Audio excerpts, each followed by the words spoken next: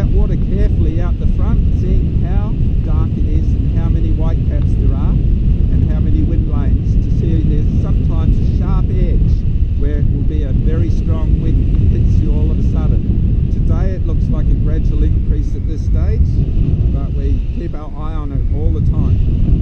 Alright, so it was easy to get out to this cliff today.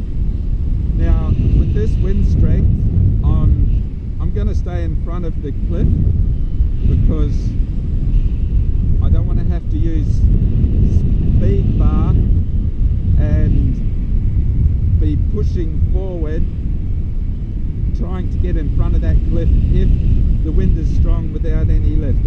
I just play it safe, and so I'm staying out here.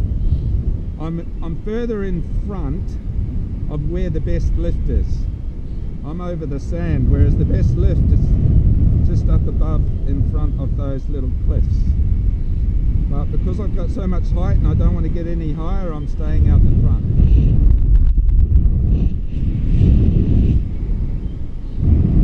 So now I've got my little blue fly vario on and I can hear the beeps, which helps me just to know what's going on. This air is nice and smooth, and I'm looking at that water. I can see that it's still got white caps and a rough surface, so there's no wind inversion, because what can happen is I've been out here I'll show you where.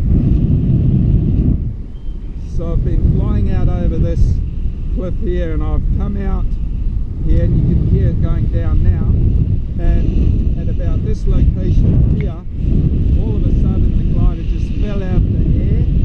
I was hardly moving forward, exactly like this wind where I'm just going slow, and I flew into the inversion with a sharp layer, so I had no airspeed. See, I'm not going forward very much, so it just stalled, dropped backwards and forwards a couple of times, and I was able to do a turn and get back and land on the rock shelf with no wind out there. So you've got to watch out for the wind inversion bubble growing up underneath you. And this wind isn't a sea breeze as much as it is a wind from the wind gradient lines, the pressure system. There's a high pressure to the southeast of us, and so the wind is from this direction rather than the air sucking up with the heat of the day.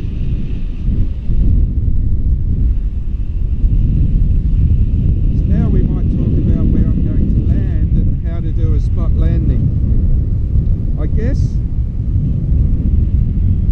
guess landing on this rock shelf down here might be a good little practice. The wind down there is going to be quite different, because we've got that the wind is blowing in there and hitting off and lifting up there, so there'll be a lot of lift on approach over in front of that little hill, and there's a little ledge of rocks there where I have to get over those rocks onto this sand. So it's important what height to arrive there at. So we'll just do a bit of a run backwards and forwards and see what this lift is doing down here.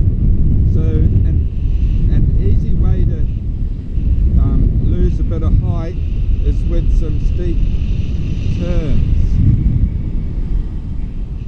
but that gets you giddy and loses your bearing. You get a little bit giddy. So the other way of doing it is to just fly forward away from the lift. So my approach is going to be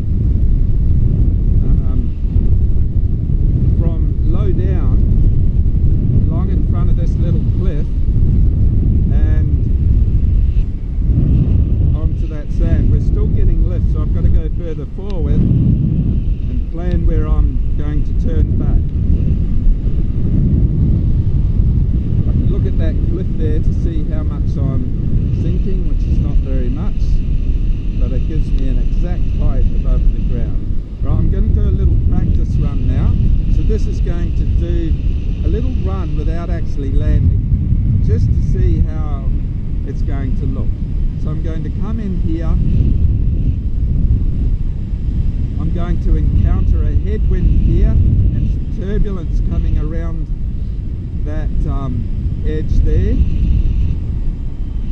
and I'm going to point there. I'm hardly going forward, so there's going to be a headwind without much lift, and then I've got to come in close to those bushes, and I want to land right in the middle of that soft sand on that seaweed wet line. Right, I've got to get lower.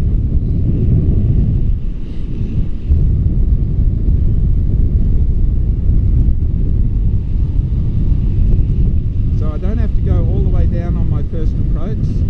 I'll just get down closer, so I can see that height that I am again.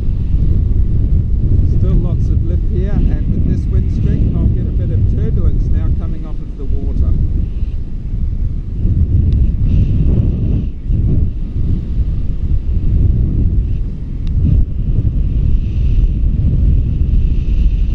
Right, so now I'm going to turn in, do the run along in front of that cliff, and I expect to be too high because I'm expecting too much lift. So I'm just doing it as a sample, feeling the turbulence.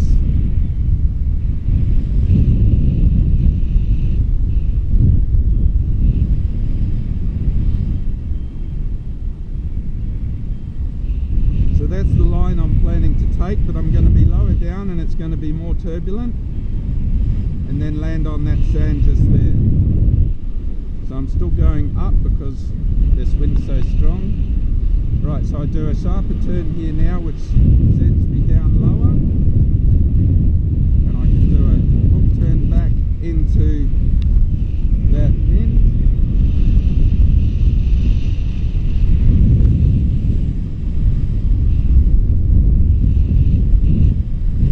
Get myself ready, coming along these little bushes here.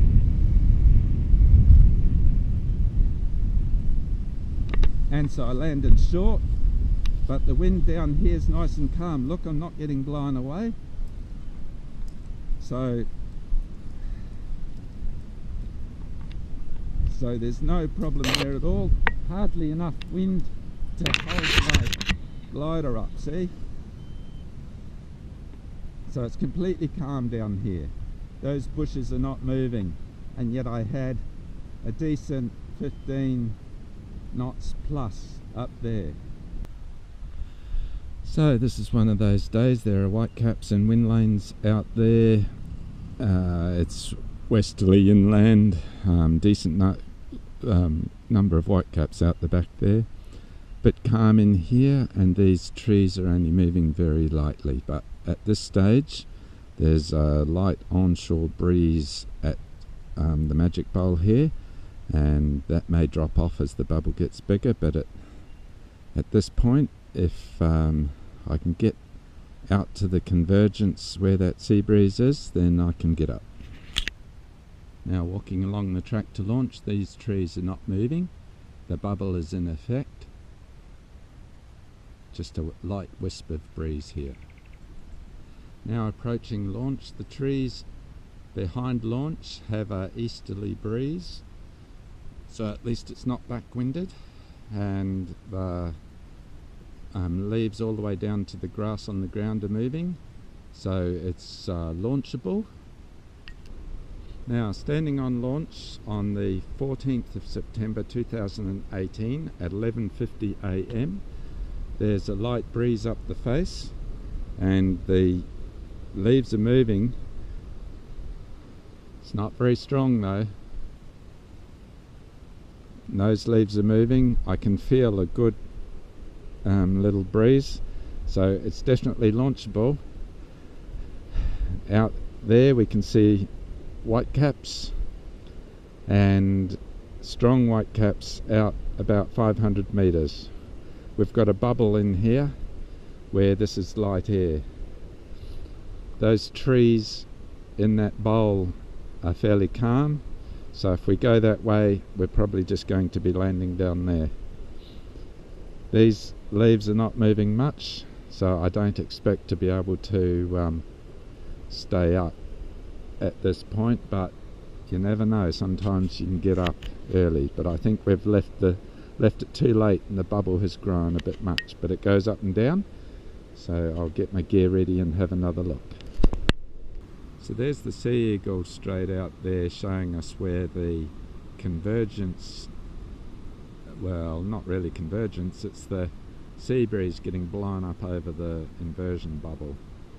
So the sea eagle there is going up, soaring along about 200 meters in front of launch, and when I've launched in these conditions to try and get into that line, I haven't managed to get there. I'm too low by the time I get there because I'm under that lifting wind above. The wind's dropped off here and that streamer has often been tilted down, and the trees are still moving a little bit, but they haven't picked up at all. Very typical bubble situation, and yet the water out there looks, well, actually the whitecaps are now coming right in here and the temperature just dropped. Maybe that sea eagle knew it was coming and just went then. Alright, there's a good scattering of whitecaps. There's no sharp line of whitecaps going to appear shortly. The horizon to Port Stephens looks pretty normal. There's no big tall sand dunes. There's not much of a dark line on the horizon. The stream has been lifting up for quite a while now. It's 12 on the 14th of September, and the choppy water with whitecaps is coming right in here, and these leaves are all blowing quite a bit. So there's plenty of lift around now. Those trees up there are moving around, so I'm going to get plenty of lift. I've got to be careful I don't get pulled into those trees even.